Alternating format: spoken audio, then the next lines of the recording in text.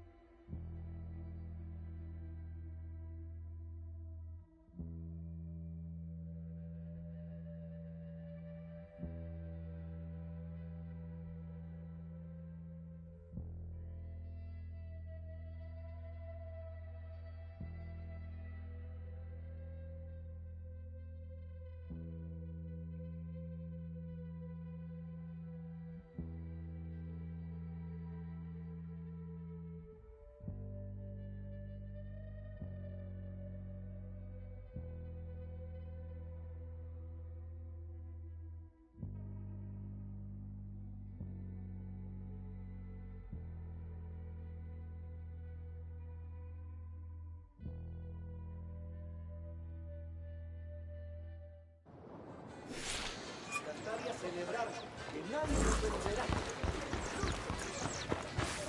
Primero sentí que ganas de bailar.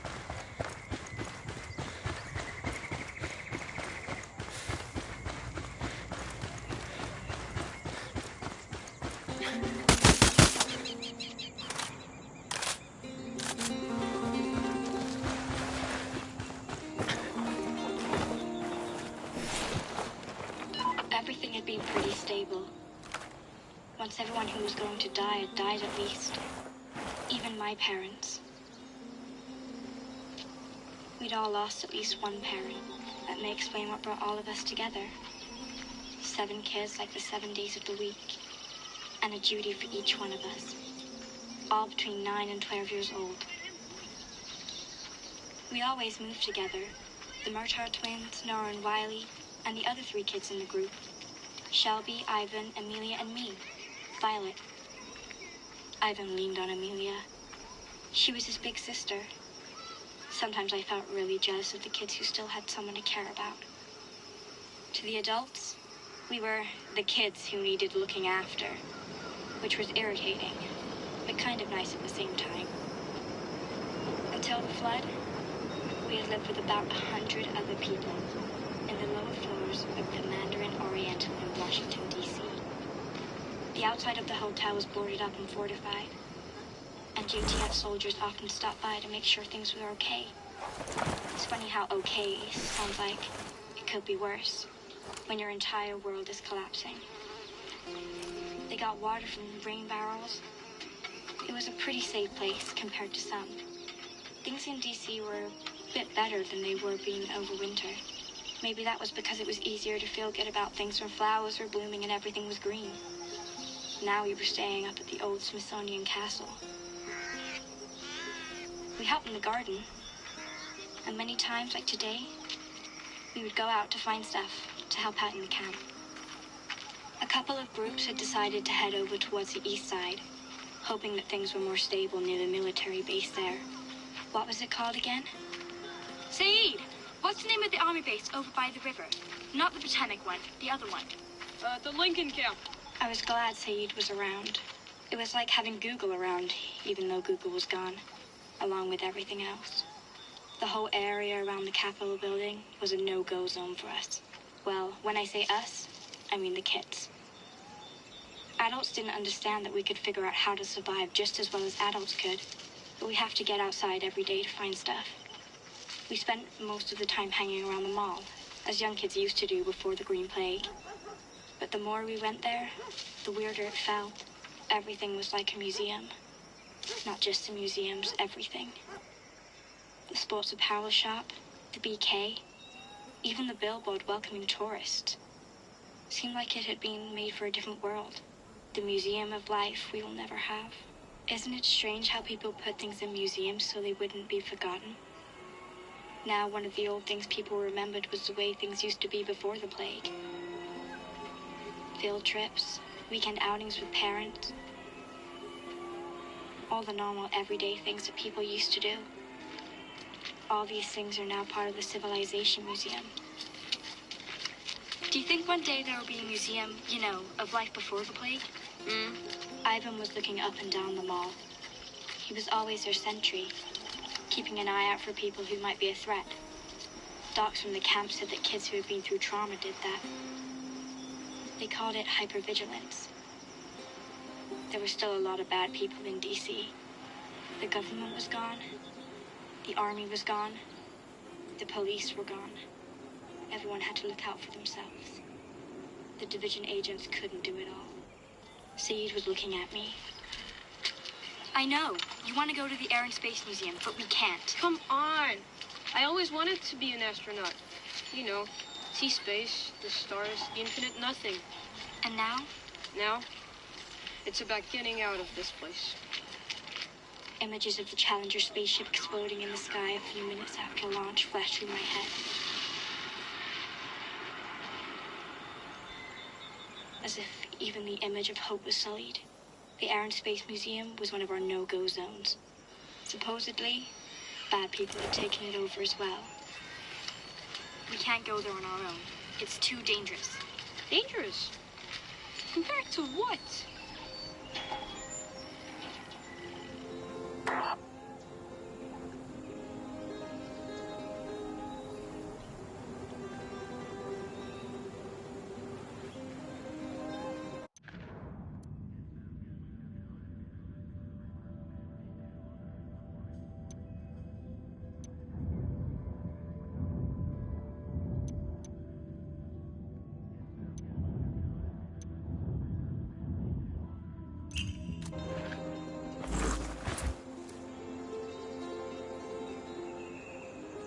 Le pedí un vehículo a Pakatari. Oye, tenemos un helicóptero.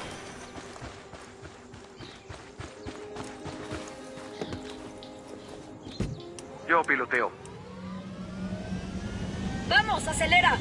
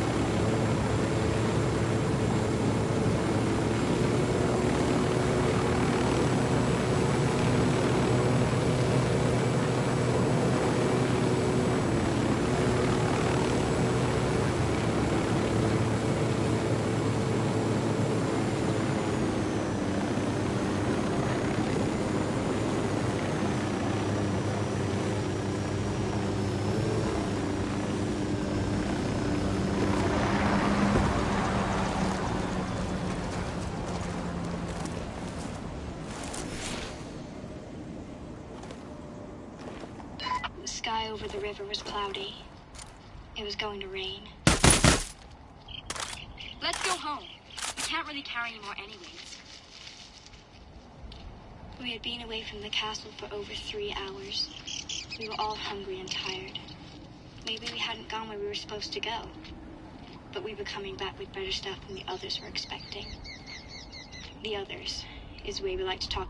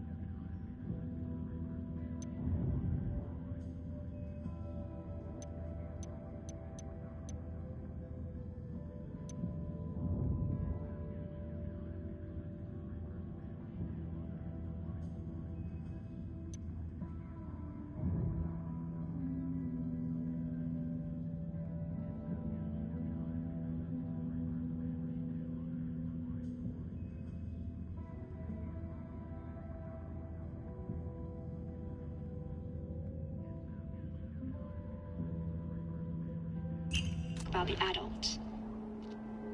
It's not as if we are not a group. They're just so protective that most of the time we feel like they're just looking down on us.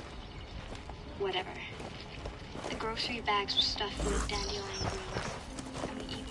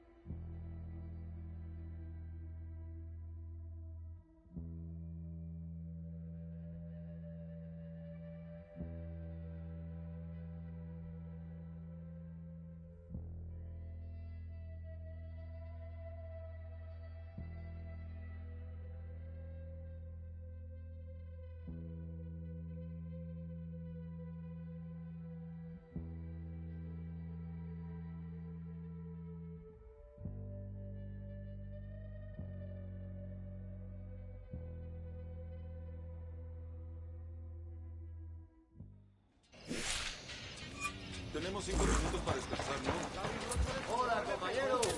Les pedí a los rebeldes que nos manden un vehículo. Gracias por ayudar, Enokoro. Mi padre me dijo una vez que era mala idea que me uniera a los rebeldes. Pero después de lo del hospital, está muy orgulloso de mí.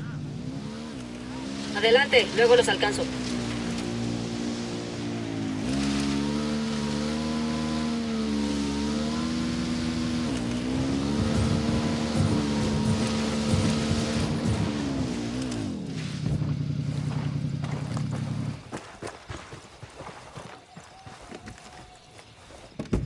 Esto está lleno de lucecitas e interruptores.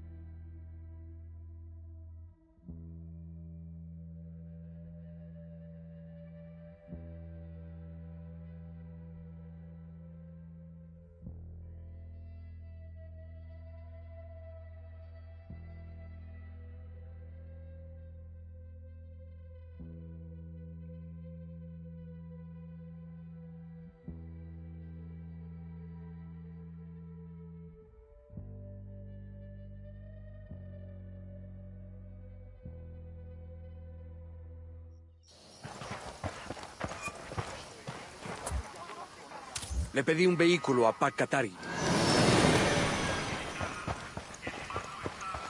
Tenemos enemigos cerca. Veo a un soldado de la unidad. Dime dónde. Al lado del punto de control.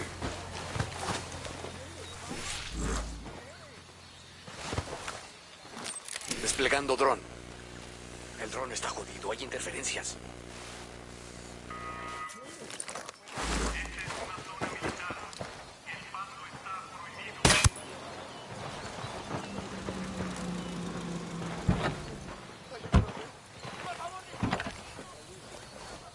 Un momento, conduzco yo. Santa Blanca, con DJ y Perico. Estoy lista, vámonos.